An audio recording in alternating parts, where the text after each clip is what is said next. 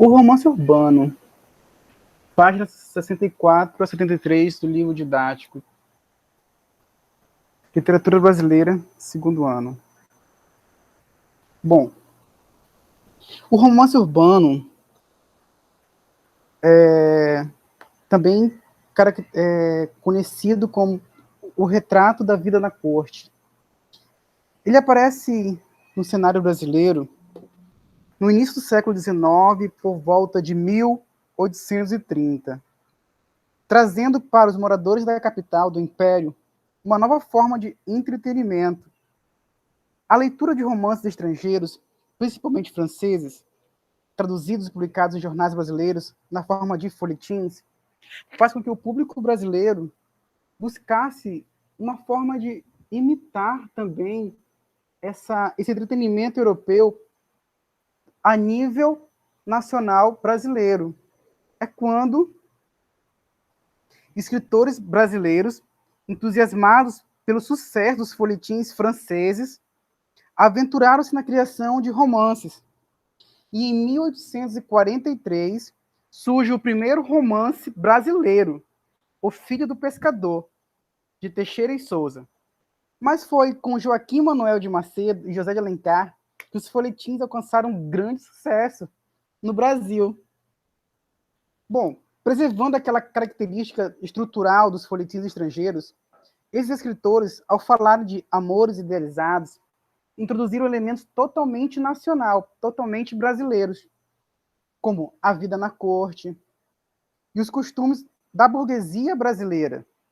Então, estava definido entre nós, entre os brasileiros, o perfil do romance urbano ou de costumes. O romance urbano ou de costume tem como característica a preocupação em mostrar as paixões, os interesses e o comportamento de uma classe social específica em uma determinada época. A estrutura típica desse romance apresenta um herói e uma heroína que se apaixonam um pelo outro e precisam superar obstáculos que viveram felizes para sempre. A foto em comento, ela demonstra muito bem essa questão do cenário burguês brasileiro no início do século XIX e principalmente demonstra a miscigenação de classes sociais, onde vocês podem ver de forma bem clara três classes sociais: o escravo, o burguês e o militar.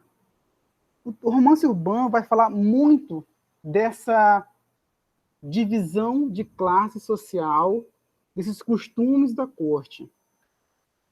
Um exercício que tinha para fazer do livro. Vou falar um pouquinho sobre o contexto histórico do romance urbano. Temática central, um retrato na corte. Por que ele é conhecido como retrato na corte? Porque o romance urbano, ou também de costume, tinha como característica essencial e principal a preocupação em mostrar as paixões, os interesses e o comportamento de uma classe social específica em uma determinada época. Que classe social era essa? Era a burguesia brasileira, a elite brasileira, a elite que focava na corte no início do século XIX. Ou seja, a representação dos costumes da elite brasileira definiu o projeto literário do romance urbano.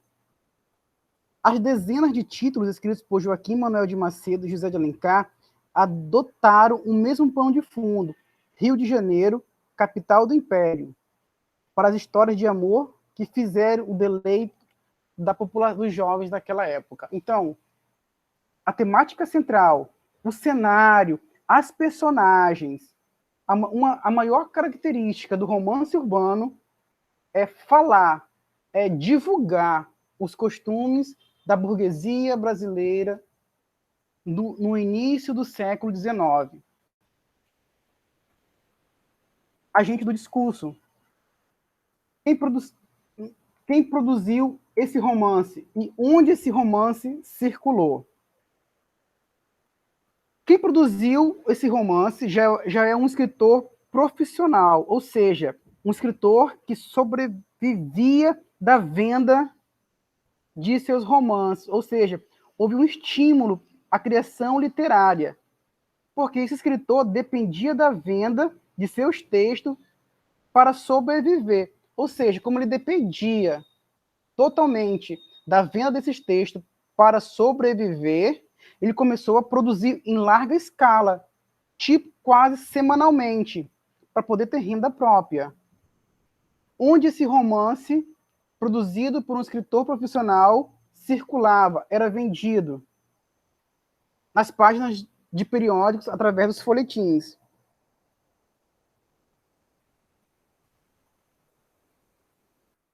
Quem lia esses romances? Qual era o perfil do público? Bom, gente, devido às altas taxas de analfabetismo da população brasileira, o número de leitores na primeira metade do século XIX não era grande. Ou seja, pouca gente, muito pouca, tiveram acesso a esse tipo de entretenimento. O censo de 1872 estimou que somente 18,6% da população livre e 15,7% dos escravos sabiam ler e escrever. Portanto, os leitores dos folhetins românticos eram quase exclusivamente membros da elite, profissionais liberais da corte ou das províncias, ou seja, apenas a burguesia brasileira, apenas aqueles que tinham acesso aos jornais, aos periódicos que eram feitos semanalmente e principalmente que sabiam ler, é que podiam acessar e usufruir essa forma de entretenimento. Então, o perfil do público era bem curto mesmo. Característica das obras. O romance urbano teve três grandes características principais. Primeira grande característica, representação dos costumes da elite brasileira, como eu falei antes. Era um romance que nasceu na corte, que descrevia os costumes daquela elite brasileira, que falava de como eles viviam, que narrava a história, as personagens, os cenários, todos inseridos da elite brasileira. Segunda grande característica, divulgação de valores morais. Valores que a elite brasileira, a burguesia, pregavam serem certos naquele exato momento. E a última grande característica é a consolidação da identidade nacional. O romance urbano, por meio da divulgação de perfis, espaços e comportamentos reconhecidos por nós brasileiros, teve esse laço de consolidação nacional muito forte. Ou seja, a consolidação dessa nacionalidade é componente fundamental do projeto literário, do romance urbano. E acontece todas as vezes que um leitor se reconhece nas cenas que lê, porque os comportamentos das personagens mostram-se familiares. Ou seja, se os brasileiros dos romances agiam socialmente de um modo semelhante ao do leitor, então ele também era um brasileiro legítimo, ou seja, esse senso de identidade nacional era muito forte nos romances urbanos. Linguagem da obra. Duas grandes características são a linguagem da obra. A linguagem do romance romântico urbano é acessível, ou seja, muito fácil de entendimento. Porém, um aspecto merece atenção. É frequente o narrador estabelecer diálogo com o leitor específico, que pode ser um amigo ou um parente. Essa interlocução faz com que a história contada ganhe um aspecto de uma confidência trocada entre duas pessoas íntimas, ou seja, a primeira grande característica de linguagem é a sedução do leitor através do diálogo, ou seja, ele vai ser forjado, criado em cima de um diálogo, sempre. A segunda grande característica é o entrelaçamento da realidade com a ficção. Um segundo recurso narrativo sobressai na estrutura desses romances, as referências a elementos que o leitor possa reconhecer no mundo real, ou seja, ele faz uma ligação, um link entre a realidade e a ficção. Assim, os autores fazem com que suas personagens passeiem por locais públicos familiares aos leitores da corte, ou seja, quando eles tinham acesso, faziam a leitura do romance, eles se sentiam como muito familiar, porque o cenário que ocorria, todo o enredo do romance, era muito familiar a eles, era muito do dia a dia, do cotidiano da elite brasileira.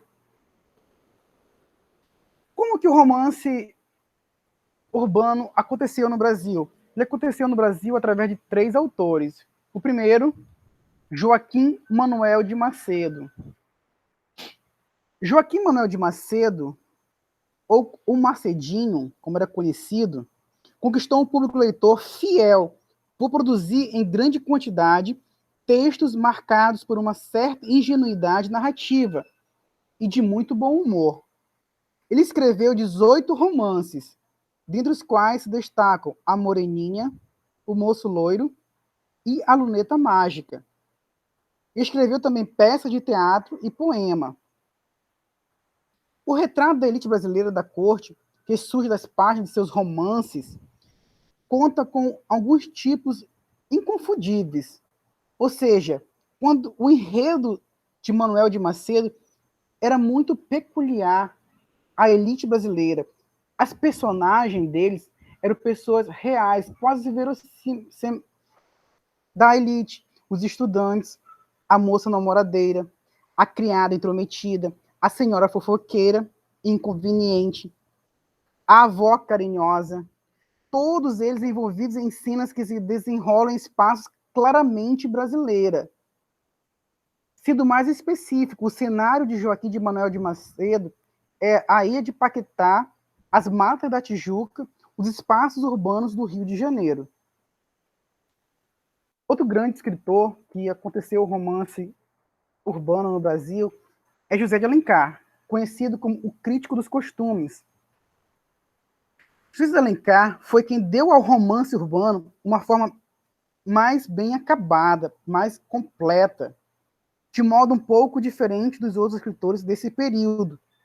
Alencar priorizou as relações humanas, estudadas em função do ambiente em que se encontravam as personagens. Embora a idealização romântica continuou sendo uma marca característica das suas narrativas, ele examinou, criticou a sociedade de um modo mais detalhado, criticando valores condenáveis, como casamento por interesse, o que dá um caráter mais realista à história de amor. Dentre os muitos romances escritos por Alencar, que constituiu uma verdadeira crônica dos costumes do Rio de Janeiro do século XIX, destacaram-se 5 Minutos, A Viuvinha, Lucila e Senhora. O terceiro escritor do romance urbano, Manuel Antônio de Almeida, classificado como a estética da malandragem. O cenário, um pouco diferente dos romances de Macedo e Alencar, surgiu nas mãos de Manuel Antônio de Almeida. Com o pseudônimo de Um Brasileiro, começou a publicar, em 1852, os capítulos de Memória de um Sargento de Milícia, no suplemento dominical do jornal Correio Mercantil, no qual também atuava como crítico literário na seção Revista Bibliográfica. O Rio de Janeiro, que apareceu nas páginas desse romance, não é o da elite burguesa, ou seja, Manuel Antônio de Almeida vai na contramão dos seus 2 antecessores,